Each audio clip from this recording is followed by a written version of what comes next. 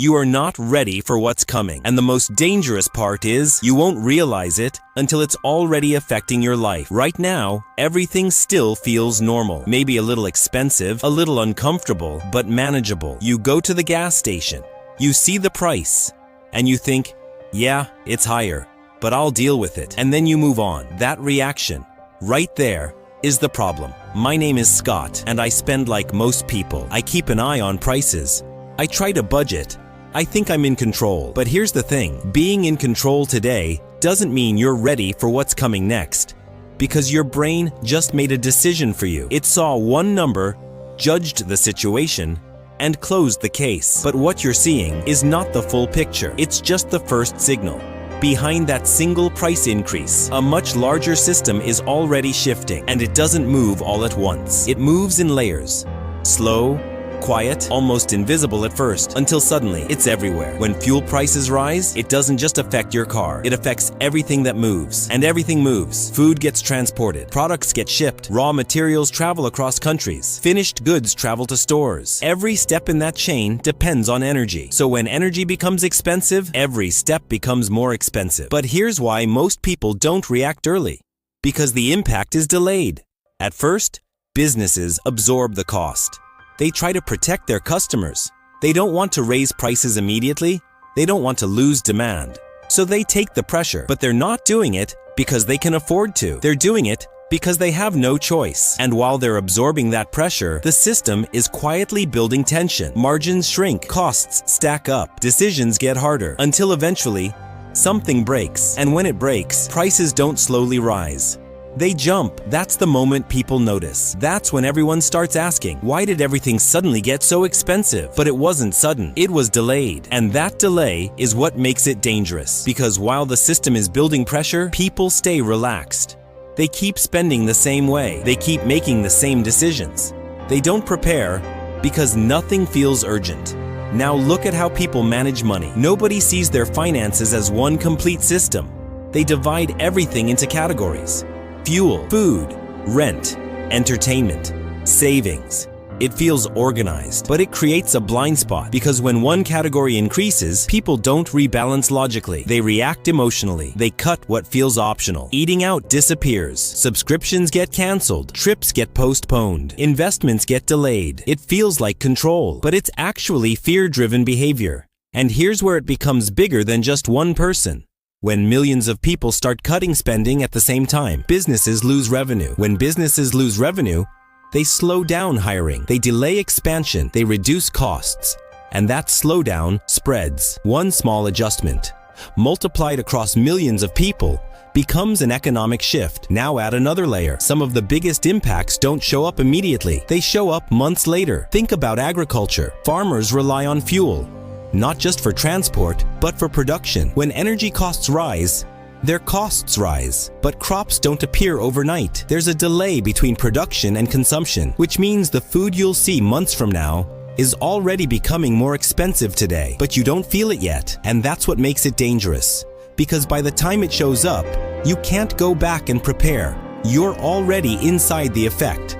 Now shift to another part of life. Travel. Airlines operate differently. They don't wait for costs to stabilize. They predict future costs and build them into prices early. So when fuel becomes expensive, future tickets become expensive, even if prices later drop.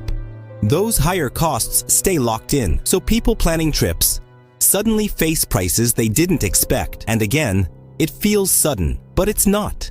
It's another delayed reaction. Now step back and look at the bigger pattern. Rising costs, delayed impact, sudden adjustments. This pattern repeats again and again across different parts of the economy. And every time it happens, it catches people off guard because people focus on what they can see right now. They anchor to the present. If today feels manageable, they assume tomorrow will be too. But reality doesn't work like that. What you're seeing today is often the result of decisions made months ago. And what's happening today will shape what you feel months from now. Now let's talk about behavior under pressure. When uncertainty increases, people hesitate. They delay decisions. Buying a house, buying a car, starting a business. Not because they can't afford it today, but because they don't trust tomorrow. And when enough people start thinking like that, Activity slows down, spending drops. Growth slows, momentum weakens. That's how a ripple turns into a slowdown, and if it continues long enough, that slowdown can turn into something much bigger. At the same time, financial markets react. Prices move faster, uncertainty increases, and people feel it. Even if they don't fully understand it, they feel the pressure, and that pressure triggers a very old response. Protect yourself, pull back, reduce risk, avoid loss. It sounds logical, but under pressure, logic gets replaced by emotion, and emotion focuses on the short term. It wants immediate safety, not long-term growth. So people make decisions that feel right in the moment, but cost them later. They stop investing, they wait too long, they react too late, and by the time they try to re-enter, the opportunity has already passed. This creates something important, a gap.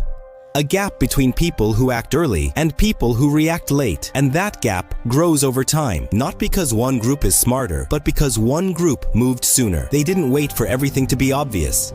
They noticed small signals. They adjusted quietly. They made small changes before the pressure hit, while everyone else stayed comfortable. And comfort is what delays action. Because when things feel okay, there's no urgency, and without urgency, nothing changes. Until suddenly, everything changes. That's how these situations unfold. Slow at first, then all at once. And by the time it becomes obvious, the advantage is gone. Now here's the part most people don't like to hear. There's no perfect prediction. No one knows exactly how far things will go, but you don't need perfect information. You just need to recognize the pattern. Rising pressure, delayed impact, behavioral reaction. That's the cycle. And once you see the cycle, you start thinking differently. You stop reacting late. You start preparing early. You don't wait for confirmation. You act on signals. Small adjustments, quiet decisions, consistent actions. Nothing dramatic. But over time, those small moves create distance. Distance from panic, distance from pressure, distance from regret. Because when things finally become obvious, the best moves are no longer available. They were available earlier, and the people who took them are already ahead. Right now, you're at that early stage, where things are still manageable, where signals are visible, but not overwhelming, where you still have time to think clearly. Most people ignore this stage. They wait. They wait for certainty, they wait for clarity, they wait for proof. But by the time they get it, they don't have time anymore. So the question isn't whether something is happening. It already is. The question is, will you treat these early signals seriously, or will you wait until they become unavoidable? Because once they become unavoidable, your choices become limited, and limited choices are always more expensive. Right now, you still have options. Later, you'll have consequences, and that difference is everything.